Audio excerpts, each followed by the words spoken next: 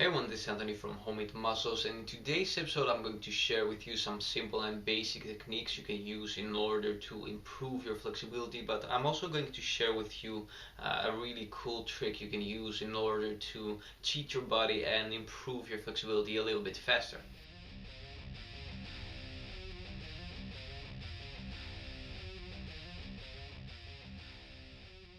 So if you have seen my previous video, The Truth About Stretching, then you know that the common belief that our muscles get longer the more we stretch them is not really true. So modern exercise science has disproven this, and we know that our muscles don't get longer by stretching them, but our flexibility actually improves by teaching our nervous system to relax into a stretch. So to explain this a little bit more, what happens when you want to stretch your body in, an uncomfortable position, a position that it's not really used to, what happens is that your nervous system reacts and it stiffens up your muscles. So this causes a stretch reflex, as many people call it, which is a mechanism of your body, to probably be more safe.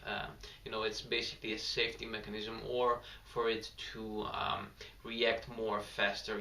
So just to make sure that you really understood how flexibility works, I'm going to share also with you a cool example I read in one of Pavel Tsatsoulin's books, where he says that even though most of us can stretch our legs in a 90 degrees a side position, we cannot do this simultaneously. We cannot stretch both legs in a 90-degree position, an angle, meaning we cannot all do a split. So as you can see here, I can do this with both legs, but when I try to go into a split, since I haven't trained for this at all, since at least I was really young when I could actually do it, I cannot move into this stretch position. So now that you know that flexibility is more of a matter of neuronal changes and not so much of morphological changes, it doesn't matter how old you are, you can always improve your flexibility.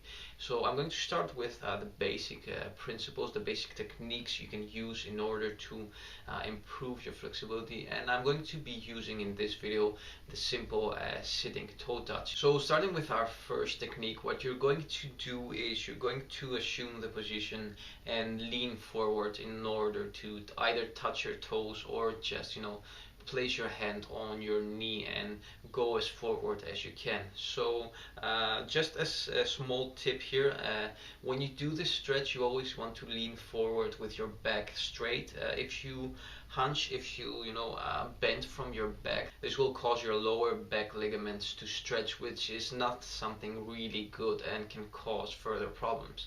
So once you stretch and lean forward with your back straight, I want you to assume a position that is a bit uncomfortable. So once you reach a position forward that you feel uncomfortable, that you feel tension in your hamstrings and your leg, I want you to stay in that position for about 20 to 30 seconds. So personally, I don't count time, I just stretch according to my feeling, but 20 to 30 seconds is a good amount of time. So once you assume this position, once you start stretching, I want you to try and relax as much as possible. So remember, you need to teach your nervous system to relax into this position in order for it to become easier. So start from your face, start from the top down and relax your facial expressions. Next, move on to your chest and your breathing. You want to breathe as relaxed as possible. Deep breathe inside your belly and try to make your body relax. Try to activate the parasympathetic branch of your nervous system as much as possible. So once you relax your whole body, another thing I do personally, a visualization, is that I relax and I try to visualize my muscles becoming more jello-like, become more flexible, more loose. So I visualize while I'm breathing and relaxing my whole body that my muscles are becoming longer and more relaxed. This is also something that might help you. So after 20 to 30 seconds, you will probably feeling a lot more comfortable in this position, and this is when you have to stretch a little bit more further. So assume a new position, lean a little bit more further, And once you feel uncomfortable again, once you feel tension in your leg, in your hamstrings, remain in that position again. So repeat all the previous steps again, and personally, I do it this 2 to 3 times in order to reach my limit. Once you reach this limit, this is the point where, if you want, you can use the trick I was talking about in the introduction. So the following trick we are going to be using is based on proprioceptive neuromuscular facilitation. So this is a fancy and sciencey term to just say that what you're going to be doing is you're going to be really squeezing hard your muscles, contracting your muscles isometrically, meaning without any motion in your joints, just contract your muscles in the position you already are, the muscles of course of the part of your body that you're stretching. And once you contract your muscles for about 3 to 5 seconds and give them a